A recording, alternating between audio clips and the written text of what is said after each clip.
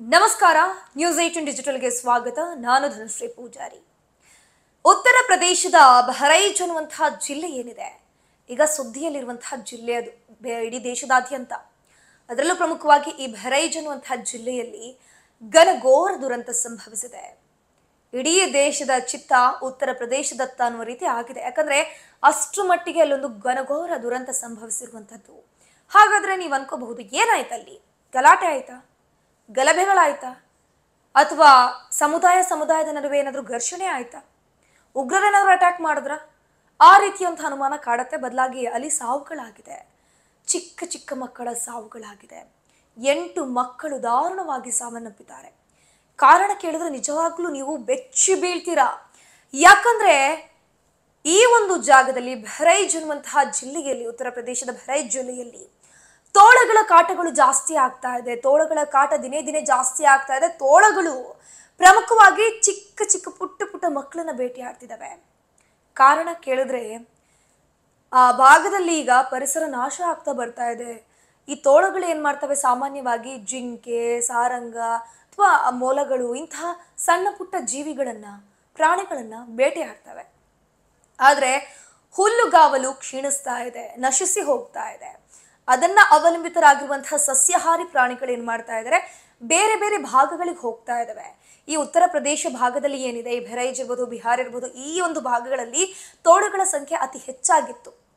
ತೋಳಗಳ ಸಂಖ್ಯೆ ಅತಿ ಹೆಚ್ಚು ಎಷ್ಟರ ಮಟ್ಟಿಗೆ ಅಂದ್ರೆ 1980 ಹಾಗೆಯೇ 1997ರಲ್ಲಿಯೂ 2 ಘಟನೆ ಆಗಿತ್ತು.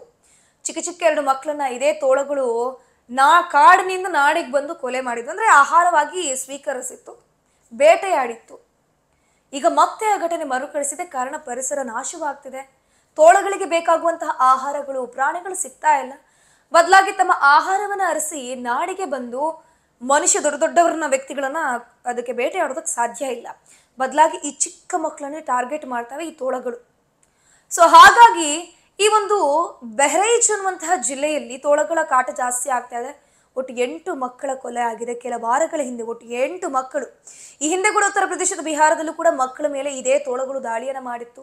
ಹೀಗಾಗಿ ಆ ಗ್ರಾಮದ, ಆ ಜಿಲ್ಲೆಯ ಸ್ಥಳೀಯರು ಏನ್ ಮಾಡಿದ್ದಾರೆ, ಗ್ರಾಮಸ್ಥರು ಬೆಚ್ಚಿ ಬಿದ್ದಿದ್ದಾರೆ. ಅರಣ್ಯಾಧಿಕಾರಿಗಳ ಬಳಿ ಮನವಿಯನ್ನ ಮಾಡ್ತಿದ್ದಾರೆ, ನಮ್ಮನ್ನ ಬದುಕಿಸಿ, ನಮ್ಮ ಮಕ್ಕಳನ್ನ ಬದುಕಿಸಿ, ನಮ್ಗೆ ರಕ್ಷಣೆ ಇಲ್ಲ ಅಂತ. ಯಾಕಂದ್ರೆ ಈ ಬಹರೈಚ್ ಅನ್ನುವಂತಹ ಒಂದು ಭಾಗ ಏನಿದೆ, ಬಿಹಾರ್ ಅನ್ನುವಂತಹ ಭಾಗ ಏನಿದೆ, ಅದರಲ್ಲಿ ಸುಮಾರು ಬಡ ಕುಟುಂಬಗಳಿವೆ, ಕುಗ್ರಾಮಗಳಿವೆ.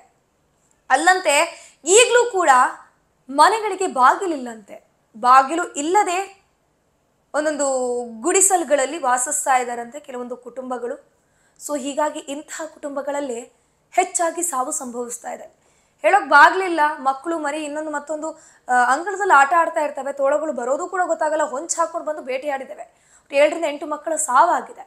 ಸದ್ಯಕ್ಕೆ ಅಲ್ಲಿನ ಉಳಿದ ಗ್ರಾಮಸ್ಥರು ಏನ್ ಮಾಡ್ತಿದ್ದಾರೆ, ತೋಳ ಅಂತ ಈ ನರಿಗಳನ್ನ ಹೊಡೆದು ಹಾಕ್ತಿದಾರಂತೆ. ನರಿಗಳಿಗೆ ಸಿಕ್ಕಲ್ಲಿ ಕಲ್ಲು ತೂರಾಟ ಮಾಡ್ತಾ ಇದ್ದಾರಂತೆ. ಬಟ್ ತೋಳ ನರಿಗಳಿಗೆ ಡಿಫ್ರೆನ್ಸ್ ಇದೆ, ವ್ಯತ್ಯಾಸಗಳು ಬಹಳಷ್ಟಿದೆ. ತೋಳಗಳು ಯಾವ ರೀತಿ ಇರುತ್ತೆ ಅಂತ ನೀವು ನೋಡಿರ್ತೀರಾ.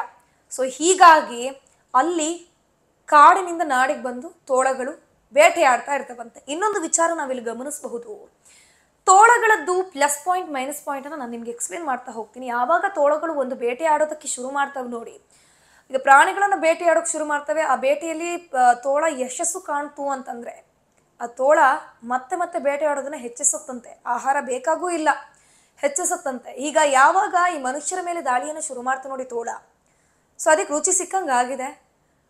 ಬೇಟೆಯಲ್ಲೂ ಕೂಡ ಯಶಸ್ಸು ಕಂಡಿದೆ. ಸುಮಾರು 7ರಿಂದ 8 ಮಕ್ಕಳನ್ನ ಬೇಟೆಯಾಡಿ ತಿಂದು ಹಾಕ್ಬಿಟ್ಟಿದೆ, ಮುಖ ಹಾಕ್ಬಿಟ್ಟಿದೆ. ಸೊ ಹಾಗಾಗಿ ರುಚಿ ಹಿಡಿದಂತಹ ತೋಳ ಮತ್ತೆ ಗ್ರಾಮಸ್ಥರ ಮೇಲೆ, ಗ್ರಾಮಗಳ ಮೇಲೆ ಅಟ್ಯಾಕ್ ಅನ್ನ ಮಾಡ್ತಾ ಇದೆ.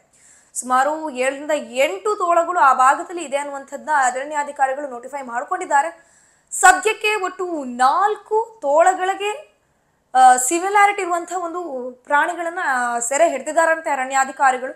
ನೋಡ್ಬೇಕು ಈ ಒಂದು ಆಪರೇಷನ್ ಎಷ್ಟು ಮಟ್ಟಿಗೆ ಸಕ್ಸಸ್ ಅನ್ನ ತರತ್ತೆ ಅಂತ, ಅಲ್ಲಿನ ಸರ್ಕಾರ ಯಾವ ರೀತಿಯ ಮುನ್ನೆಚ್ಚರಿಕೆ ಕ್ರಮವನ್ನು ವಹಿಸ್ಕೊಳ್ಳುತ್ತೆ ಅಂತ. ಯಾಕಂದ್ರೆ ದಿನೇ ದಿನೇ ತೋಳಗಳ ಅಟ್ಯಾಕ್ ಆಗುವಂತಹ ಸಂಖ್ಯೆ ಜಾಸ್ತಿ ಆಗ್ತಾನೆ ಇದೆ. ನೋಡ್ಬೇಕು ಏನಾಗುತ್ತೆ ಮುಂದೆ ಅಂತ.